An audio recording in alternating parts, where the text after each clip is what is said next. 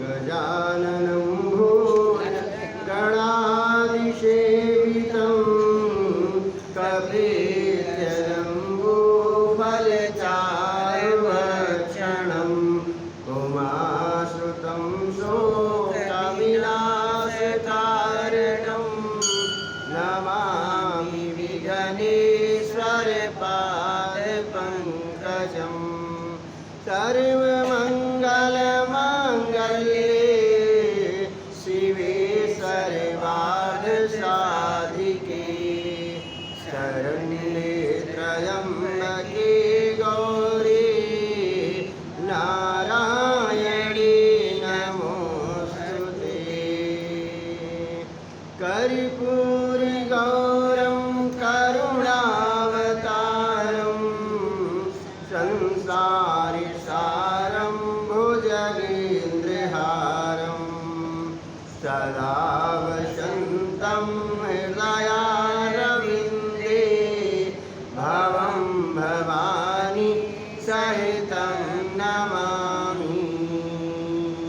त्वमेव माता च पिता त्वमेव त्वमेव बन्धुश्च सखा त्वमेव त्वमेव विद्या द्रविणं त्वमेव त्वमेव सर्वं मम देव देव।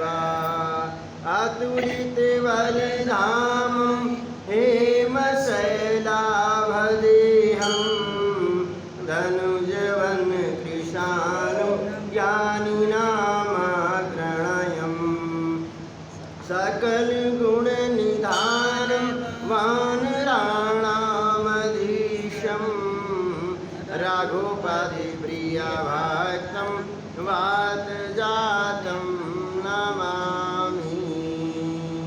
बोलिए सच्चे दरबार की जय, बोलिए गणेश भगवान की जय, बोलिए सच्चे दरबार की जय, बोलिए शंकर भगवान की जय, बोलिए हनुमंत लाल की जय, बोलिए श्री शिव महापुराण की जय। भक्तों, भगवान भोलेनाथ की परम पावन कथा आप सभी सुन रहे हैं। कथा का प्रसंग आपको पता होगा। कल कथा कहाँ तक हम लोगों ने सुना था, इसकी कथा चली थी, याद है? जो भगवान शिव जी के पास गया था जलंधर का वो दैत्य जिसका नाम रावण था,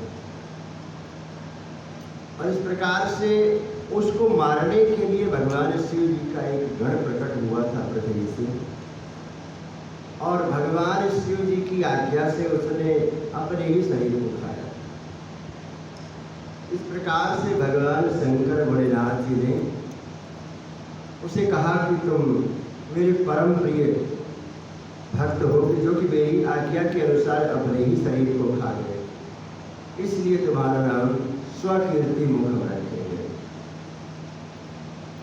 और वो दैत्य, वो दूत जो जलंधर का गया था भगवान शिव के पास, इसलिए गया था अपने राजा जलंधर का वो संदेश लेकर गया था। क्या संदेश लेकर गया था? मेरे राजा जलंधर आपकी जो पत्नी है इनके साथ विवाह करेंगे, इनको मैं लेने आया हूँ। इसी बात पर तो मेरे भगवान भोलेनाथ जी क्रोधित हो गए थे। तो इस कथा को और आगे हम बढ़ेंगे भोलेनाथ की, पहले उनके भजन को गाएंगे। बोले शंकर भगवान की जय। हरे हरे महादेव शंभो काशी विश्वनाथ गंगे, हरे हरे महादेव शंभो काशी विश्वनाथ गंगे, काशी विश्वनाथ गंगे, गौरा पार्वती संगे, काशी विश्व विश्वनाथ गंगे गौरा पार्वती संगे हर हर महादेव शंभो काशी विश्वनाथ गंगे हर हर महादेव शंभो काशी विश्वनाथ गंगे काशी विश्वनाथ गंगे गौरा पार्वती संगे काशी विश्वनाथ गंगे गौरा पार्वती संगे हर हर महादेव शंभो काशी विश्वनाथ गंगे हर हर महादेव शंभो काशी विश्वनाथ गंगे। बोलिए शंकर भगवान की जय। इस प्रकार से वह दूत जलंधर का जाकर के जब बताया कि वहां तो किसी तरह हम अपने प्राणों की रक्षा करके आए हैं, इस प्रकार से जलंधर को क्रोध आया और जलंधर ने उसी समय अपनी सारी सेना को आदेश कर दिया भगवान भोलेनाथ जी के पास कैलाश पर्वत पर चढ़ाई करने के लिए। चतुरंगड़ी सेना सजा करके जलंधर जो है उसके सैनिक सारे निकल पड़े युद्ध करने के लिए, और साथ में दैत्य गुरु शुक्राचार्य भी थे। जब देवताओं को मालूम हुआ कि जलंधर की सेना भगवान शिव जी से युद्ध करने के लिए आ रही है, तो देवराज इंद्र देवताओं को लेकर के भगवान भोलेनाथ के पास पहुंचते हैं ये बात बताने के लिए। और इस प्रकार से त्रिलोकीनाथ भगवान शिव को प्रणाम करते हैं। इंद्र ने प्रणाम किया भगवान भोलेनाथ को, और जब इस बारे में बताया कि जलंधर अपनी सेना लेकर युद्ध करने के लिए आ रहा है, चढ़ाई करने, और ये भी बताया साथ में कि विष्णु भगवान गए थे लड़ने के लिए, लेकिन वो स्वयं लक्ष्मी जी के साथ वहां पर विराजमान हो गए हैं। तो जब इस बात को बताया और विनती किया कि हे भोलेनाथ, आप ही हमारी रक्षा कर सकते हैं, हमारे प्राणों की रक्षा करें। सारी बातें ज्ञात हो जाने पर भगवान शिव ने उसी समय सबसे पहले भगवान विष्णु जी को याद किया, और जैसे ही विष्णु भगवान को याद किया, विष्णु भगवान वहां पर उसी समय प्रकट हो गए। बोलिए विष्णु भगवान की जय।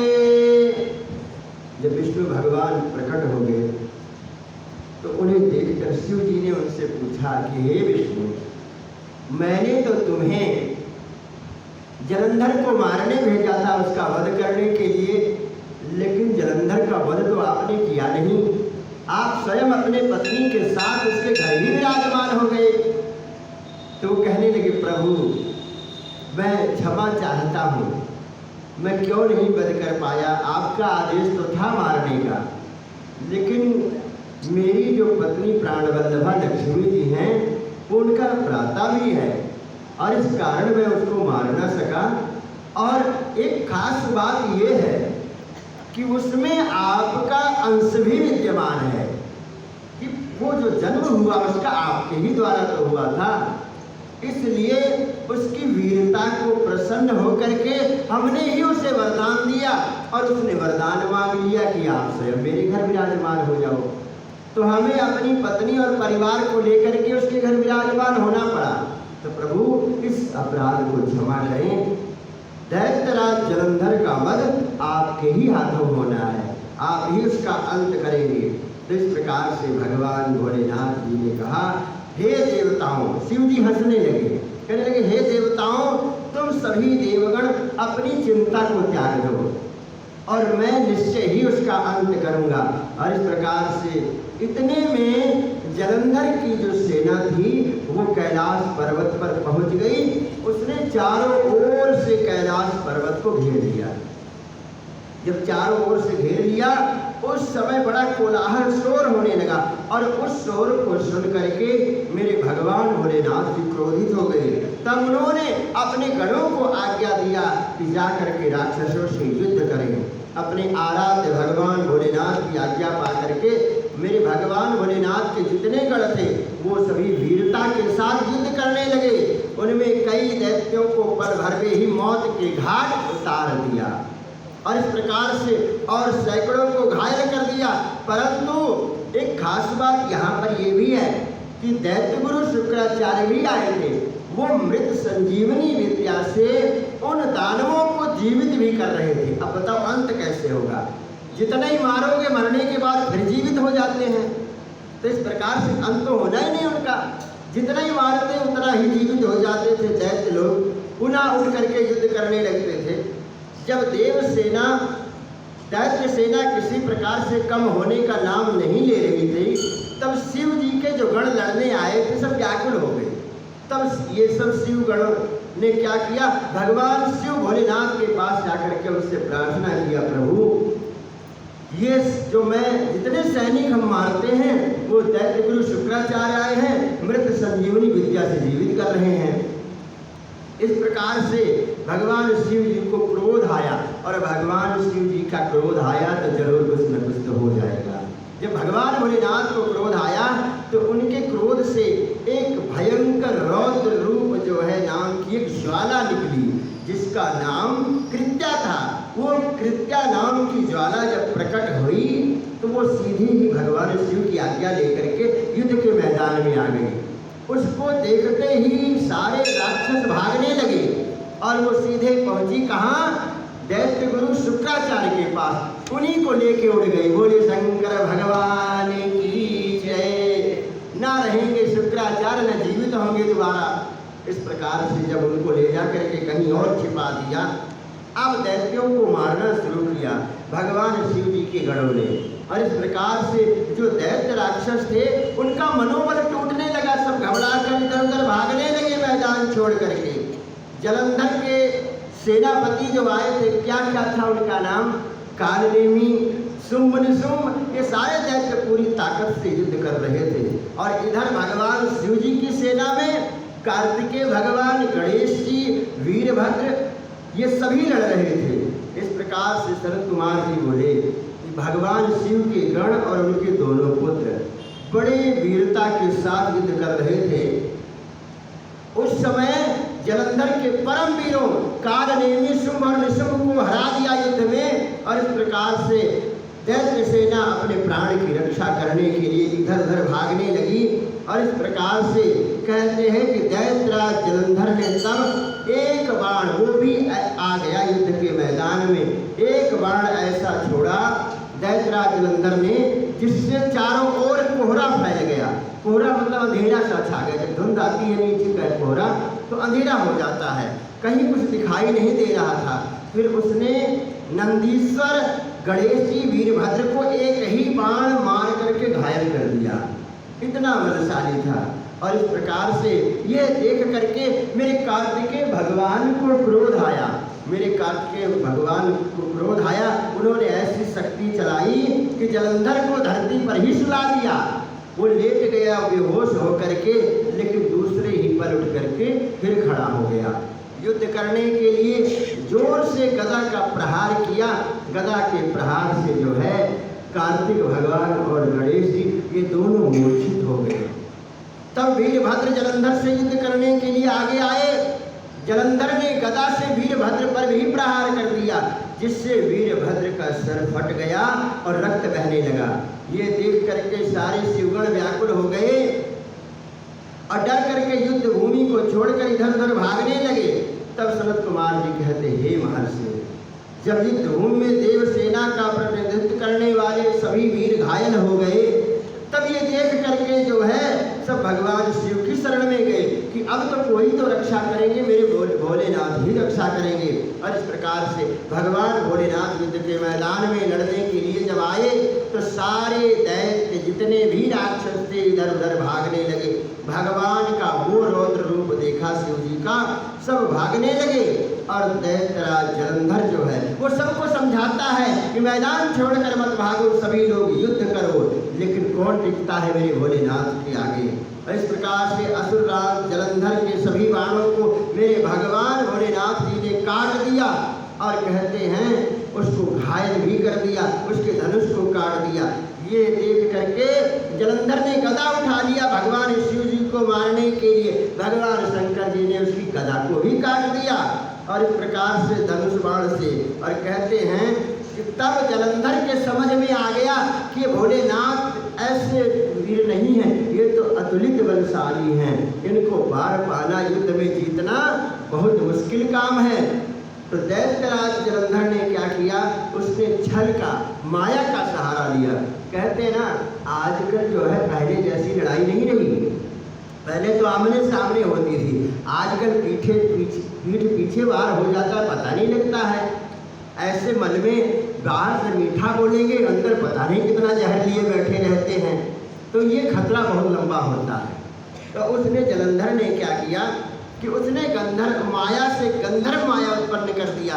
उस युद्ध के मैदान में हजारों अप्सराएं पैदा हो गई, वो सभी नृत्य करने लगी, बाजा बजने लगा, और उसी माया में सारे देवता और भगवान भोलेनाथ सब मोहित हो गए। युद्ध छोड़ करके सब नृत्य देखने लगे, सब नाच गान करने लगे, और इतने में मौका मिला जलंधर को, वो भेष बदल करके वहां से भागा, भगवान शिव जी का वेश बना लिया और नंदी पर सवार होकर के वहां पहुंचा जहां पर माता पार्वती जी अपने सखियों के साथ विराजमान थी। बताओ, इतना छल किया कि वो शिव जी का वेश बना लिया कि वहां पहुंच करके इनको हरा देंगे हम। जब वहां पहुंचा तो माता पार्वती जी ने देखा कि मेरे भगवान भोलेनाथ आ रहे हैं, तो सखियों को विदा कर दिया माता ने, और इस प्रकार से माँ भगवती स्वागत करने के लिए जब आई, भोलेनाथ के समीप पहुंची, तो देवी पार्वती जी के सौंदर्य को देख करके वो माँ भगवती को निहार रहा था, अपलक, मतलब कि बिना पलके की आए देख रहा था। तो माँ भगवती भी परम शक्ति हैं, वो पहचान गई कि ये मेरे भोलेनाथ नहीं है, ये तो कोई बहुरूपिया आया है। उसी समय माँ भगवती पार्वती जी वहाँ से अंतर ध्यान हुई और दूसरे पर्वत पर जाकर के बैठ गई। वहाँ जब दूसरे पर्वत पर पहुँची, उसी समय माँ भगवती पार्वती जी को तो पता ही था मेरे स्वामी तो युद्ध करने गए हैं, और इस प्रकार से विष्णु भगवान को याद किया, और जैसे विष्णु भगवान को याद किया उसी समय विष्णु भगवान माता पार्वती के समक्ष आ गए हैं। बोलिए विष्णु भगवान की जय। विष्णु भगवान ने कहा, हे माता, मुझे क्यों याद किया है आपने?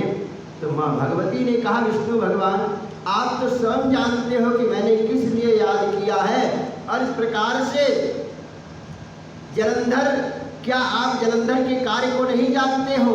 देवी पार्वती के प्रश्न को सुनकर जो है विष्णु भगवान ने हाथ जोड़ दिए माता के आगे कि हे माता, आपकी क्या आज्ञा है, आप क्या चाहती हो? इस प्रकार से मैं उस दुष्ट को किस प्रकार का दंड दूं?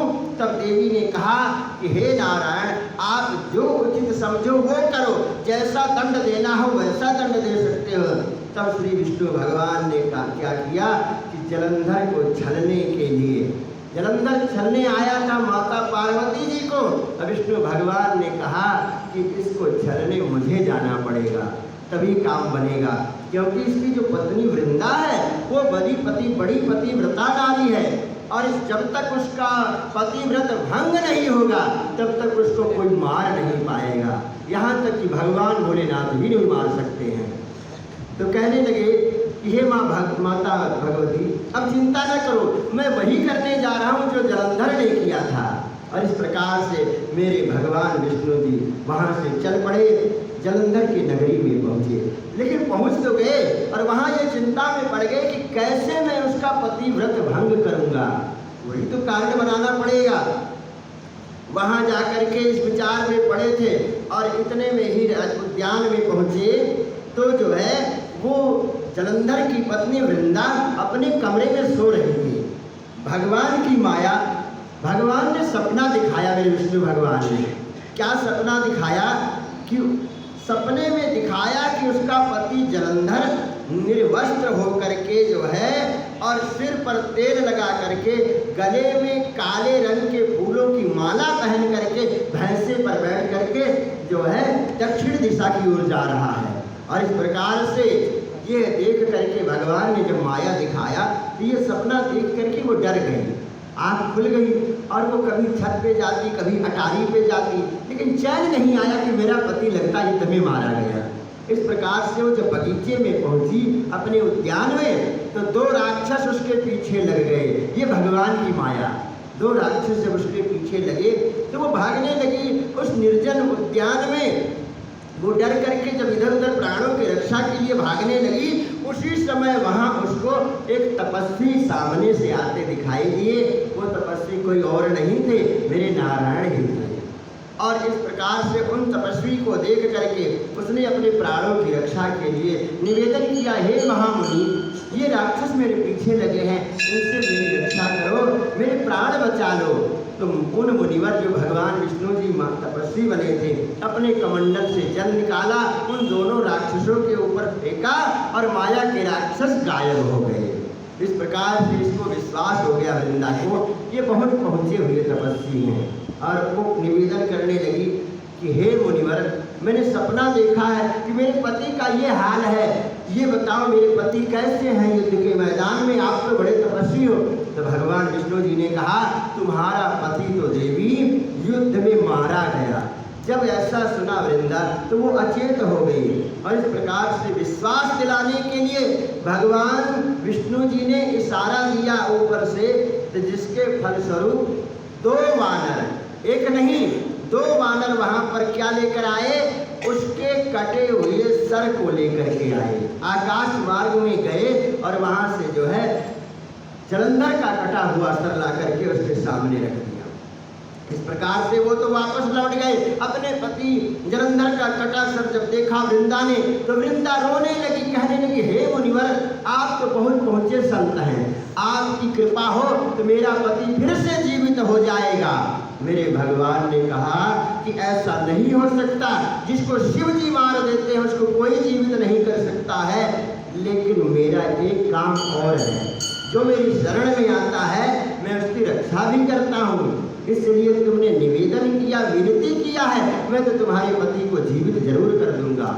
और मेरे भगवान उस माया के राक्षस के अंदर उसको जीवित कर दिया और स्वयं उसके अंदर विराजमान हो गए। बोलिए विष्णु भगवान की जय। जब उस माया के राक्षस में जलंधर में स्वयं विराजमान हो गए, तो अपने पति को जीवित पाकर के वृंदा जो है वो बड़ी प्रसन्न हो गई। उसने अपने गले से लगा लिया उस अपने पति को कि मेरा पति मुझे वापस मिल गया है।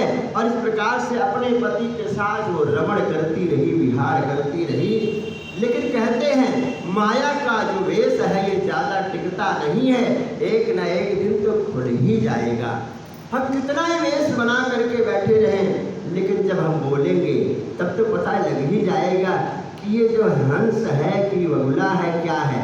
इस प्रकार से जब पता लगा वृंदा को कि ये मेरे पति नहीं है, ये तो साक्षात विष्णु भगवान है जो मेरे पति का वेश बना करके मुझे छलने के लिए आए थे, तो इस प्रकार से वृंदा को बहुत दुख हुआ। तब वृंदा श्री हरि विष्णु से बोली कि हे विष्णु भगवान, आपने एक पराई स्त्री का उसका पति बन करके आपने उसका उपभोग किया है, तुम्हें धिक्कार है तुम्हारे जीवन को। मैं किस प्रकार अपने पति का सामना कर सकती हूँ, अब मुझे जीवित रहने का कोई अधिकार नहीं है। पर एक बात मैं और बताऊंगी कि तुम्हें तुम्हारी करने की सजा अवश्य मिलेगी।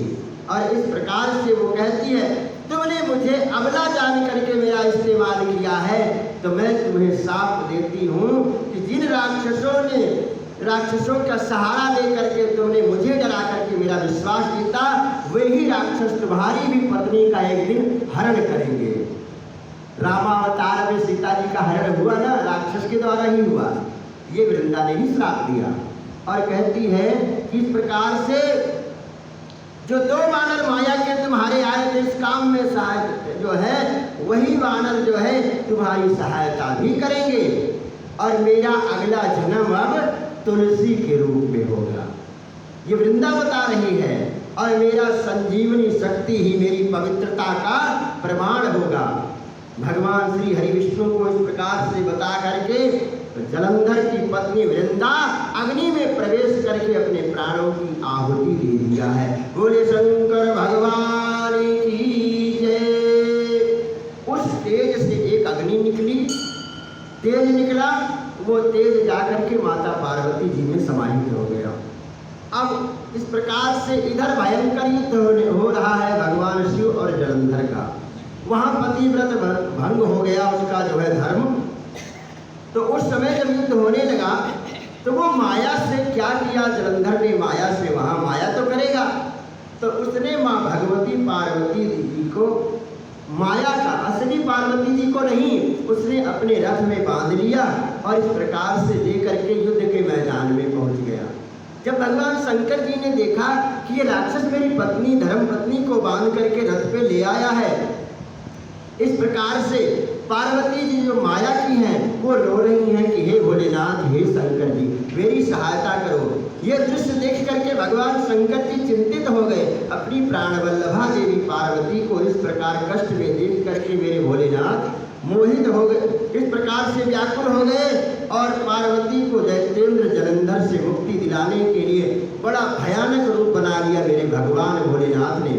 दैत्य सेना इधर उधर भागने लगी डर के मारे और इस प्रकार से जब शुंभ निशुंभ भगवान शिव के सेना के साथ युद्ध कर रहे थे तो भगवान जो है भोलेनाथ जी ने शुंभ निशुंभ को ललकारा और वो भागने लगे, युद्ध में टिके नहीं भोलेनाथ के आगे। तो भगवान शंकर जी ने उन दोनों दैत्यों से कहा कि पीठ दिखा करके मैदान से भाग रहे हो तो जो पीठ दिखाकर भागता है उस पर वार नहीं करना चाहिए, लेकिन तुम्हें एक श्राप आज लगेगा कि तुम्हें माँ भगवती अवश्य अपने हाथों से मारेंगी। तो माँ भगवती दुर्गा जी ने शुंभ निशुंभ का वध अपने हाथों से किया था।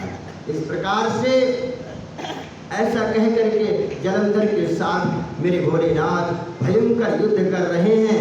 और जब उस एक चक्र चलाया और कहते हैं उस चक्र ने असुरराज जलंधर का सिर काट दिया और जब सिर कटा तो भयंकर ध्वनि हुई और जलंधर पल भर में ही ढेर हो गया। बोलिए शंकर भगवान की जय। सारी युद्ध भूमि में उसका रक्त फैल गया। भगवान शिव की आज्ञा से जलंधर का रक्त और मांस महारौरव नरक में जाकर के कुंड में एक कुंड बना और कहते इस प्रकार से जलंधर का वध होते ही चारों ओर खुशी व्याप्त हो गई। सारे देवता भगवान भोलेनाथ की जय जयकार कर रहे हैं। बोले शंकर भगवान की जय। ओम नमः शिवाय, ओम नमः शिवाय, हरे हरे भोले नमः शिवाय, ओम नमः शिवाय, ओम नमः शिवाय, हरे हरे भोले नमः शिवाय, ओम नमः शिवाय, ओम नमः शिवाय, हरे हरे भोले नमः शिवाय, ओम नमः शिवाय, ओम नमः शिवाय, हरे हरे भोले नमः शिवाय, ओम नमः शिवाय, ओम नमः शिवाय, हरे हरे भोले नमः शिवाय, ओम नमः शिवाय, ओम नमः शिवाय, हरे हरे भोले नमः शिवाय। बोले शंकर भगवान की जय। भगवान भोलेनाथ प्रसन्न हो गए। भगवान भोलेनाथ ने कहा हे देवताओं, मैं तुम्हारी भक्ति से प्रसन्न हूँ, वरदान मांगो, क्या वरदान मांगते हो। तो सारे देवताओं ने कहा हे प्रभु, जब जब हम पर संकट आए हमारे संकट को दूर करने के लिए आप अवश्य ही आएंगे। हम यही चाहते हैं कि हम आपकी ही छत्र छाया में रहें। भगवान भोलेनाथ उनको वरदान दे करके जब जाने लगे तो सारे देवताओं ने उनको रोक लिया। प्रभु अभी आप नहीं जाओगे, एक बहुत जरूरी काम रह गया आपसे। क्या जरूरी काम रह गया? कहने लगे हे प्रभु, जब से वृंदा जल करके राख हुई है उसकी राख को विष्णु भगवान अपने पूरे शरीर में लगा करके घूम रहे हैं, उनको शुद्ध ही नहीं है अपने शरीर की। तो भगवान विष्णु को जब याद ही नहीं रहेगा कि मेरा काम क्या है तो कैसे सृष्टि का जो है पालन होगा। ये कार्य भी तो अधूरा रह गया है, तो आप ही इसको ठीक कर सकते हैं। ये माया का पर्दा हटाओ उनके ऊपर से। तो मेरे शंकर भगवान ने कहा सुनो, माया तो सबके ऊपर व्याप्त है, माया से कोई बचा ही नहीं है। अगर माया से कोई बचा है तो वो है माँ भगवती पार्वती देवी, क्योंकि भगवती को माया कभी नहीं प्राप्त होती है।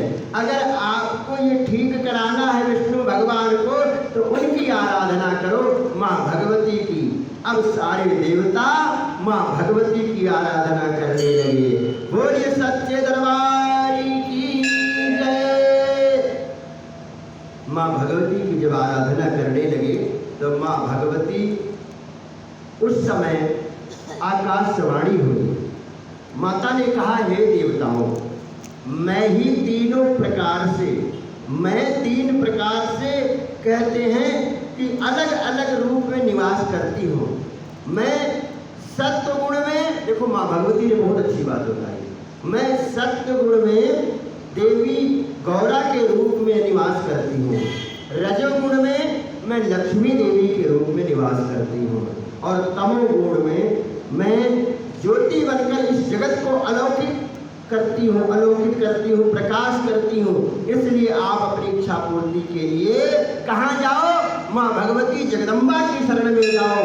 बोलिए सच्चे दरबार की जय। सारे देवता माता की शरण में आ गए और हम लोग भी माँ भगवती के शरण में बैठे हैं। कितना सुंदर सौभाग्य है कि उनके श्री चरणों में बैठ करके इस कथा को सुन रहे हैं।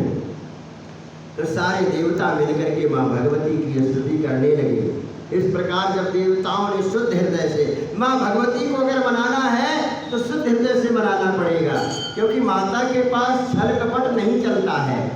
क्योंकि माया अगर रचोगे तो वो तो स्वयं माया की जननी है। इस प्रकार से जब देवताओं ने प्रार्थना किया तो माँ भगवती प्रसन्न हो गई।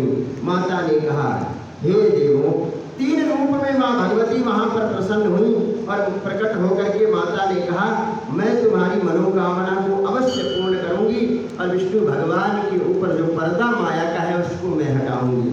उसी समय 3 देवियाँ वहाँ पर खड़ी हुई, माता महाकाली, महालक्ष्मी, महासरस्वती, और तीनों के हाथों में बीज है। क्या बीज है? देखो बहुत सुंदर यहाँ बात आई है, कथा के माध्यम से ज्ञान लेने वाली बात है। तीनों देवियों ने देवों को क्या दिया है? बीज दिए हैं अलग अलग बोने के लिए। तो किसने क्या दिया है? कहने लगे कि ये बीज हम दे रहे हैं, ले जाकर के इसको सीता की राख में बो देना।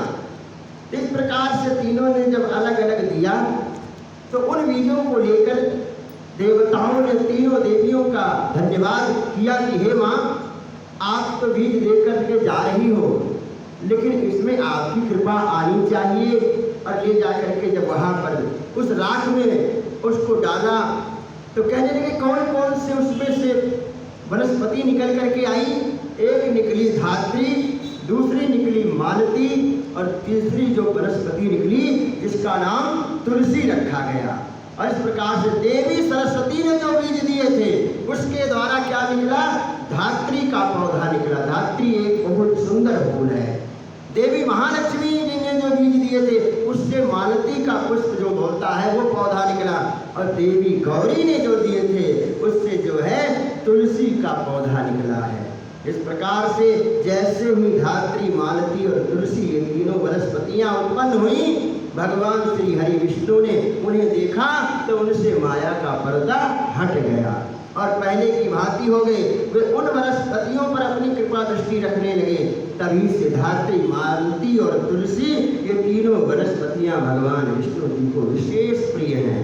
तब भगवान श्री हरि विष्णु जी और भगवान शंकर जी अपने लोक को गए और भगवान विष्णु जी अपने लोक को चले गए। बोले शंकर भगवान की जय। इस प्रकार से आज ये संपन्न हुई जो है दैत्यराज जलंधर की वध की कथा, और आगे कथा आएगी। कथा का तो अंत ही नहीं है। शंखचूड़ की कथा हम सभी कल से सुनेंगे।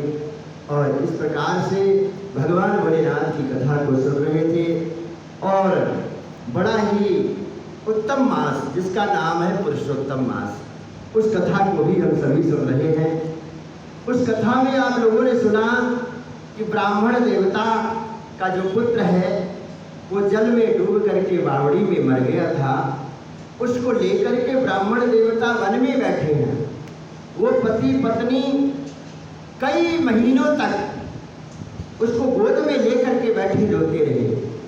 उसके बाद भयंकर बरसात प्रारंभ हो गई, मूसलाधार बरसात चलती रही, चारों तरफ जल ही जल भर गया। और कहते हैं कि जब चारों तरफ जल ही जल भर गया तो उस समय ना इन्होंने कुछ खाया ना पिया, कुछ भी सुध नहीं रही। उसी समय मेरे भगवान नारायण जी प्रकट हो गए। बोलिए विष्णु भगवान की जय। मेरे विष्णु भगवान ने कहा, हे ब्राह्मण देवता, तुम्हारे भाग्य में पुत्र तो केवल 12 साल ही था, लेकिन तुम्हारी अटूट भक्ति और लगन देख करके मुझे प्रकट होना पड़ा, और मैं तुम्हें तुम्हारे पुत्र को फिर से जीवित करके देता हूँ। भगवान ने फिर से जीवित कर दिया, और जब वो गोद में बालक फिर से बैठ गया उठ करके, तो ब्राह्मण देवता ने कहा, प्रभु, जो एक बार चला जाता है वो लौट करके नहीं आता, लेकिन आपकी ऐसी माया क्या है, किस लिए ये मेरा बालक मुझे फिर मिल गया है, ये बताने की कृपा करें। तो मेरे प्रभु ने कहा, ये आज नहीं, ये तो हम कल की कथा में बताएंगे कि किस लिए तुम्हें तुम्हारा बालक मिला है। तो ये पुरुषोत्तम मास की कथा आप सभी भक्तजन सुन रहे हैं, और भगवान के नाम को गाते हुए आरती गाएंगे। बोल शंकर भगवान की जय। हरे हरे महादेव शंभो काशी विश्वनाथ गंगे। हरे हरे महादेव शंभो काशी विश्वनाथ गंगे। काशी विश्वनाथ गंगे गौरा पार्वती संगे। काशी विश्वनाथ गंगे गौरा पार्वती संगे।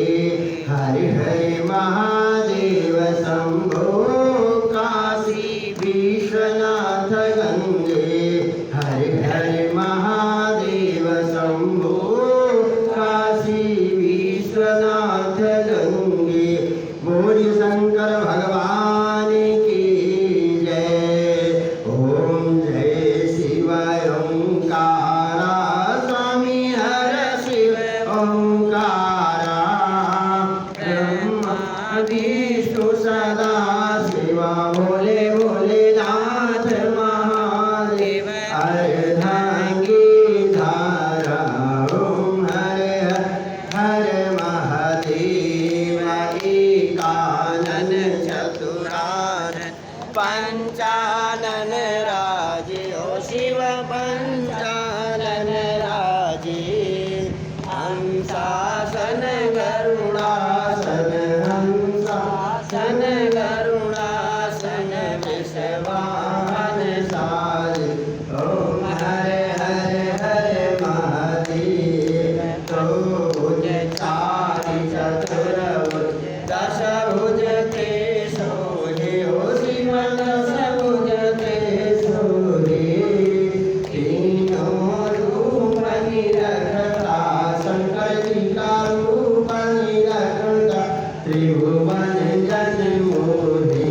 ओम हरे हरे महादेव। अक्षमाला वनमाला रुंडमाला धारी। ओ शिव रुंडमाला धारी। चंदन मृगमल चंदा केसर तिलक सुगंध भोले शुभकारी।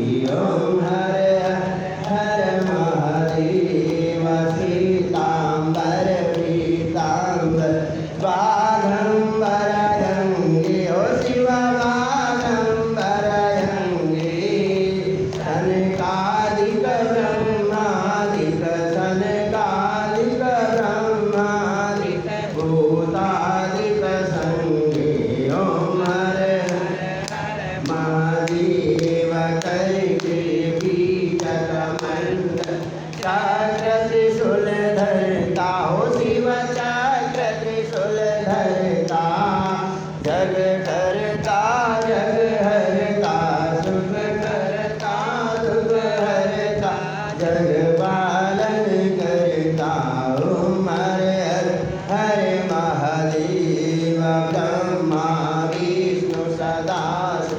जानत अविवेका हो शिव जानत अविवेका।